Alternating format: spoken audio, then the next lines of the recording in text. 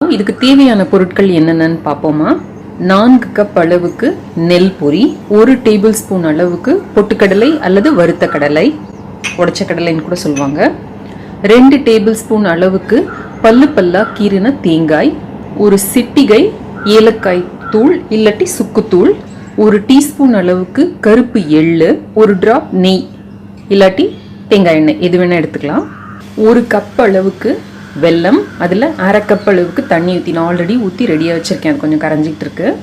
இது எல்லாமே நான் இந்த கப்பில் மெஷர் பண்ணியிருக்கேன். நீங்கள் எந்த கப்பில் மெஷர் பண்ணுறீங்களோ அதே கப்பில் 1 கப்பு வெல்லம் எடுத்திங்கன்னா 1/2 கப் தண்ணி, 4 கப் அளவுக்கு நெல் பொரி எடுத்திங்கன்னா சரியாக இருக்கும். இது வந்து 200 கிராம் அளவு. நம்ம இப்போ முதல்ல இந்த வெல்லத்தை கரைச்சிக்கலாம். ஜஸ்ட் தண்ணியில் பாகு வைக்க போகிறதில்ல. வெல்லத்தில் வந்து நிறைய அழுக்கு மண்ணெல்லாம் இருக்கிறதுக்கான வாய்ப்புண்டு. அதனால ஜஸ்ட்டு அந்த வெல்லம் கரையிற வரைக்கும் நம்ம இப்போ சூடு பண்ண போகிறோம். இந்த வெல்லம் கரையிறதுக்குள்ளார இந்த நெல் பொரி எடுத்துக்கிட்டிங்கன்னா இதில் இந்த மாதிரி அவங்க எவ்வளோ தான் நம்ம பெரிய கடையில் டிபார்ட்மெண்ட் ஸ்டோரில் வாங்கினோம்னா கூட இந்த மாதிரி நெல் முனைகள் வந்து அதில் இருக்கும். நெல்லோட உமியும் அதில் கலந்துருக்கும். ஸோ அதை மட்டும் கவனமாக பார்த்து எடுத்துடுங்க. இது வந்து நம்ம குடலை வந்து கிழிச்சிடும். நம்ம சாப்பிட்டோம்னா வயிற்றில் புண்ணாயிடும். அதனால இதை கவனமாக ரிமூவ் பண்ணி எடுத்துக்கோங்க. அதே மாதிரி நம்ம எப்பயோ இந்த கார்த்திகைக்கு மட்டும்தான் இந்த நெல் பொரி அவல் பொரியெல்லாம் வாங்குவோம் இல்லையா. ஸோ இது வந்து கொஞ்சம் நமுத்து போகிறதுக்கு வாய்ப்பு உண்டு.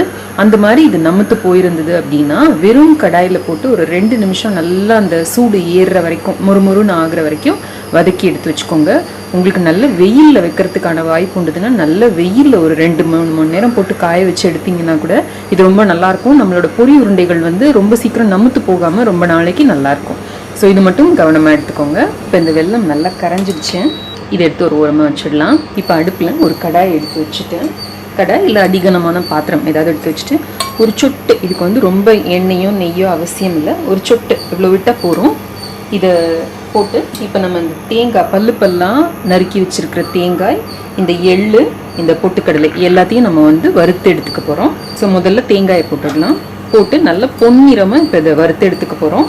இது நிறமாக வறுக்க வேண்டியது ரொம்ப ரொம்ப அவசியம். இல்லாட்டி நம்மளோட பொரி உருண்டைகள் வந்து கொஞ்ச நாள்லேயே நமுத்து போயிடும். அதனால் இதை நல்லா பொன்னிறமாக வறுத்து எடுத்துக்கலாம். இந்த தேங்காய் ஒரு 3/4 பதம் பொன்னிறமாக வதங்கிட்டு இருக்கிறப்பவே இந்த 1 டீஸ்பூன் அளவுக்கு கருப்பு எள்ளையும் எடுத்து போட்டுடுங்க.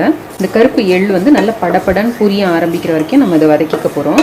இந்த எள்ளு லேசாக படப்படன்னு பொடிய ஆரம்பிக்கிறப்ப அடுப்பை ஆஃப் பண்ணிவிட்டு நம்ம எடுத்து வச்சுருக்கோம் பார்த்தீங்களா, இந்த 1 டேபிள் ஸ்பூன் அளவுக்கு இந்த பொட்டுக்கடலையை போட்டு நல்லா, இந்த பொட்டுக்கடலை வந்து ஆல்ரெடி வறுத்ததுங்கிறதுனால இதை வறுக்கணுங்கிற அவசியம் இல்லை. லேசாக போட்டு ஒரு பெரட்டி இதை நம்ம ஒரு கிண்ணத்தில் தனியாக எடுத்து வச்சுடுவோம். இப்போ நான் அந்த வறுத்த பொருட்கள் எல்லாத்தையும் எடுத்து நான் தனியாக வச்சுருக்கேன். இப்போ இதே கடாயில் நம்ம ஆல்ரெடி கரைச்சி வச்சுருக்கிற அந்த வெள்ளை கரைசலை விட்டுக்கலாம், வடிகட்டி விடலாம். இப்போ இது எல்லாத்தையும் வடிகட்டி இதில் சேர்த்தாச்சு. இந்த பாத்திரத்தில் உடனே தண்ணி ஊற்றி வச்சுடுங்க, இல்லாட்டி இதை அப்புறம் க்ளீன் பண்ணுறது கஷ்டமாக இருக்கும். இப்போ நம்ம அடுப்பை ஆன் பண்ணி இதை நம்ம பாகை காய்ச்ச போகிறோம். நல்லா எடுத்து உருட்ட வர அளவுக்கு நம்ம அந்த பாகை காய்ச்ச போகிறோம். இப்போ இந்த மாதிரி ஒரு பாத்திரத்தில் தண்ணி எடுத்துக்கிட்டேன். இந்த பாகை இதில் இப்படி போட்டு பார்ப்போம். நம்ம இந்த பாகு கரையாமல் இந்த மாதிரி நின்றுது. இப்படி எடுத்து நமக்கு நல்லா உருட்டுறப்போ ஒரு பால் மாதிரி வந்தது அப்படின்னா நமக்கு வந்து பதம் சரியாக இருக்குன்னு அர்த்தம். பார்த்தீங்களா, நல்லா உருட்டை வருது. இப்போ இந்த மாதிரி உருட்டை வந்ததுன்னா நம்மளோட பாகு சரியாக இருக்குன்னு அர்த்தம். இப்போ நம்மளோட இந்த பொரியை எடுத்து இதில் போட்டுடலாம். இந்த பாகு பதம் சரியாக வந்ததுன்னா தான் நம்மளோட பொரி உருண்டைகள் பிடிக்க வரும், இல்லாட்டி பொடிஞ்சு போயிடும். இப்போ இதில் நான் ஆட் பண்ணிக்கிறேன்.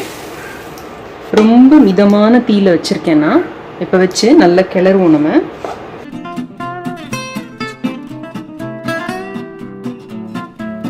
இதோட இப்போ நான் ஒரு சிட்டிகை ஏலத்தூளும் சிட்டிகை சுக்குத்தூளும் சேர்க்குறேன்.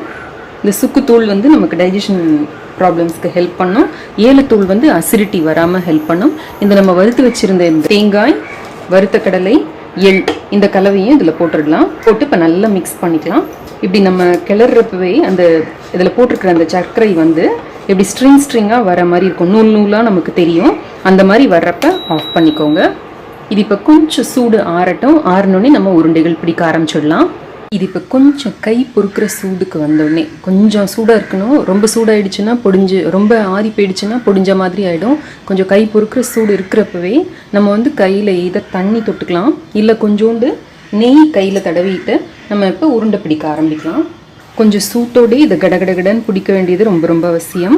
நமக்கு தேவையான அளவு எவ்வளோ வேணுமோ அந்த அளவுக்கு ஏற்ற நல்லா இந்த மாதிரி பிடிக்க வேண்டியதுதான். இந்த மாதிரி நமக்கு தேவையான அளவில் பிடிச்சு வைக்கலாம். இது வந்து ஒரு உதிரம் ஆயிடுச்சு, என்ன பண்ணுறதுன்னு தெரில, கையில் சரியாக பிடிக்க வரல அப்படின்னா நீங்கள் பயப்படவே வேண்டாம். லேசாக இப்படி எடுத்து மேலே நல்லா இப்படி தெளிச்சுக்கோங்க.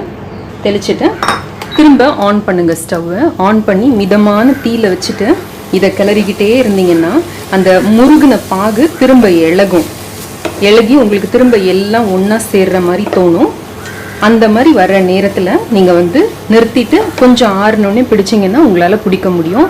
அதனால் அந்த பாகு பதம் தப்பிடுச்சு நீங்கள் பயப்பட வேண்டாம். இந்த மாதிரி செய்யலாம். ஆனால் 1 டீஸ்பூன் இல்லை 2 டீஸ்பூனுக்கு மேலே இதில் தண்ணி சேர்த்துடாதீங்க. ரொம்ப தண்ணி சேர்த்திங்கன்னா இது நமுத்து போயிடும், அப்புறமா நல்லா இருக்காது. பாருங்கள், நான் கிளறேன். இந்த தண்ணி சேர்க்கறதுனால நமக்கு அந்த பாகு இழகிறது நல்லா தெரியும். பாருங்கள், முன்னைக்கு இன்னும் கொஞ்சம் அப்படி சேர்ந்தாப்புல வருது பாருங்கள். ஒரு நிமிஷம் இல்லை நீங்கள் 2 நிமிஷம் இந்த மாதிரி கிளறினீங்கன்னா போகிறோம். இப்போ இந்த மாதிரி எல்லாம் சேர ஆரம்பிக்கிறப்ப நிறுத்திடுங்க. நிறுத்திட்டு இது இப்போ கொஞ்சம் ஆறுனோடனே நான் பிடிச்சு காமிக்கிறேன் பாருங்கள். நம்மளால ஈஸியாக பிடிக்க முடியும். இந்த மாதிரி பிடிச்சிடலாம். ஸோ பதம் தப்பிச்சுன்னா கூட நீங்கள் பயப்பட வேண்டாம், ஈஸியாக தைரியமாக செய்யலாம் நீங்கள் இதை. அப்படி உங்களால் வந்து இல்லை என்னால் இந்த மாதிரி பிடிக்க முடியல, கை எனக்கு ரொம்ப சூடாக இருக்குது அப்படின்னு நீங்கள் ஃபீல் பண்ணிங்கன்னா கவலையே படாதீங்க. ஒரு பிளேட்டில் கொஞ்சோண்டு நெய் தடவிக்கோங்க. நெய் தடவிட்டு இதை அப்படியே எடுத்ததில் கொட்டி நல்லா இந்த கரண்டியை வச்சு அதை அப்படியே ஈவனாக பண்ணி விட்டுடுங்க. நம்ம பர்ஃபிலாம் பண்ணுவோம் பார்த்தீங்களா, அந்த மாதிரி ஈவனாக பண்ணிவிட்டு உடனே ஒரு கத்தி எடுத்து வில்ல போட்டு வச்சுடுங்க. அது நல்லா ஆறுனோடனே செட் ஆகிருக்கும், நமக்கு வில்லையாக கிடைக்கும். ஸோ ஒன்றும் கவலையே கிடையாது. பாருங்க, அழகாக வந்துடுச்சு.